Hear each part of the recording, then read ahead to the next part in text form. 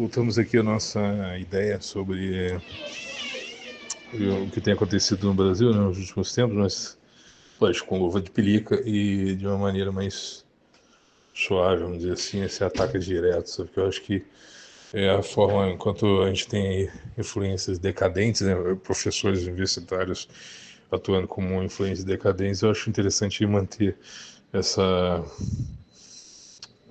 possibilidade de passar informação menos agressiva na medida do possível, sabe? Desse eu fiz aqui na data de hoje, né? Da quarta-feira, 23 de julho de 2025. Esse já é o terceiro, né? A Ilusão da Liberdade e o Julgamento dos Tempos. Platão, na sua obra A Apologia de Sócrates, apresenta um julgamento de seu mestre, um homem livre de espírito e de pensamento que, por esse mesmo motivo, foi preso, julgado e condenado à morte. O seu crime: nenhum verdadeiro crime, apenas o desejo ardente pela liberdade, pelo questionamento, pela expressão, sem amarras. Sócrates, símbolo da consciência crítica, foi eliminado por desafiar o comodismo e a hipocrisia da sociedade ateniense. O paradoxo é evidente: quanto mais livre se maior é o risco perante os poderes que governam pela ignorância. Aí mais pra frente eu vou explicitar porque esse governo da ignorância, né, como utilizando aí o próprio Platão. Hoje, no espelho da história, vemos repetir-se as mesmas estratégias de silenciamento sob novas roupagens e bandeiras. Aqueles que outrora se proclamavam como defensores da liberdade surgem agora como seus maiores algozes. A esquerda, que durante décadas se apresentou como opção revolucionária, revelou-se em muitos casos como uma estrutura de manipulação das massas, não por compromisso real com os desfavorecidos, mas por interesses transformados em massa de manobra.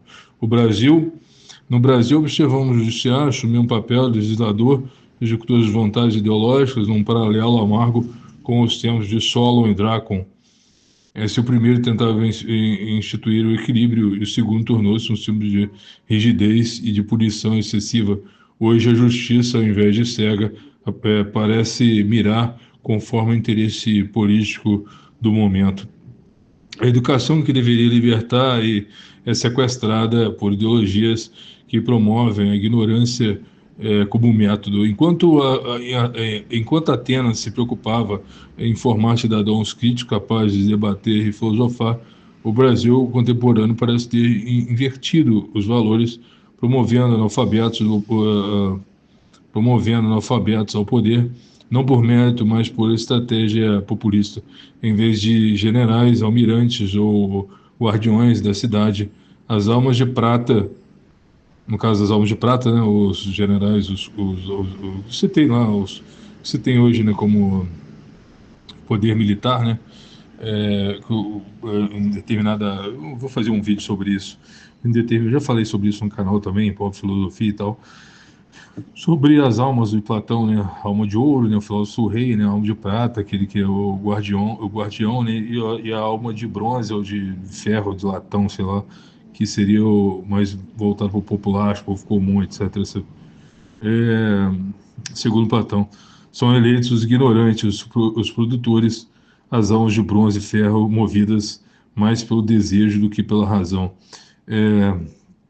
Platão advertia que, ao colocar almas inferiores no comando, os resultados seriam nefastos: corrupção, justiça, decisões voltadas ao interesse pessoal e decadência social. O governo justo só pode emanar das almas de ouro. Os sábios, os virtuosos, os filósofos guiados pelo bem comum, quando os menos preparados governam, reina a desordem. E o comunismo, de que tanto se fala, é uma utopia que exige vassalagem, não oferece o bem pelo bem, como o cristianismo, mas um bem condicionado à obediência. É o lobo em pele de cordeiro, o anjo travestido de luz.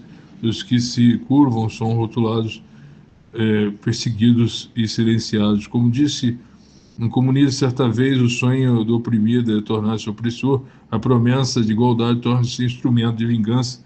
O capital, nesse cenário, é transformado num espelho conveniente culpado pelas tragédias do mundo, quando, na verdade, os verdadeiros culpados são os homens cruéis que usam qualquer sistema para oprimir. A arma tanto pode matar quanto proteger, assim como o capital pode enriquecer ou empobrecer, dependendo de quem o detém. O problema não é o meio, mas é o coração do homem.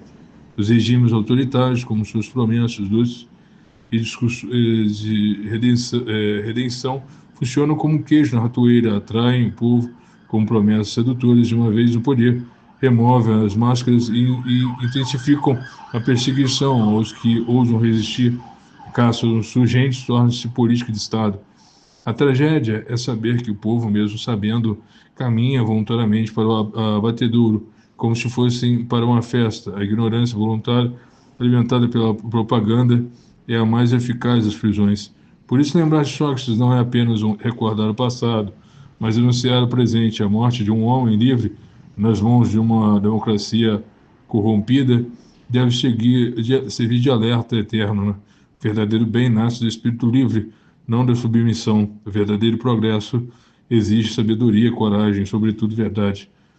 O desafio do nosso tempo é erguer a alma da cidade, purificá-la dos falsos líderes e devolver-lhes aos guardiões, os governantes e a alma nobre. Caso contrário, continuaremos a viver sob a tirania dos que vestem o manto da liberdade apenas por melhor, para melhor esconder as correntes. No Brasil atual, troca seus clássicos por militantes insurgentes marxistas, ocupam o lugar dos que buscaram resultados práticos e compatíveis com a exigência do mercado. Substitui o pensamento livre, orientando para o futuro, orientado para o futuro e para o trabalho, para uma luta de classes anacrônica e sectária. Eles têm pressa, não pela evolução, mas pela revolução. O futuro esse será improvisado, conforme as circunstâncias permitirem. A educação perdeu a sua função de busca pela verdade e foi sequestrada para propaganda de utopias. Já não se fala de Anchieta, nem de Anísio Teixeira, tampouco de Paulo Renato Souza, nomes que ajudaram a moldar a educação com raízes raízes e horizontes, né? Em seu lugar, instalaram-se militantes partidários, muitas vezes alheios ao conhecimento profundo e à construção institucional. E então fica a pergunta, né, o que ecoa desde a Grécia, quem deveria julgar e governar? O filósofo rei que pensa com profundidade e age com prudência?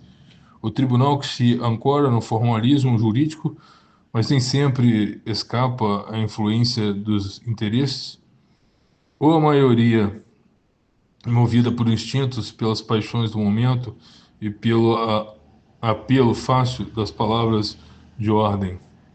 Sócrates foi coordenado pela democracia ateniense, não pelos tiranos, mas pela própria maioria, seduzida pelas retóricas de seus acusadores. Eis o drama da política, né, entre o ideal e o real, entre a razão e o desejo coletivo, onde mora a verdadeira justiça. É isso aí, bem curtinho aí, menor do que se imagina, né? Lógico que é aberto a críticas e tal, mas o que eu acredito é bem isso.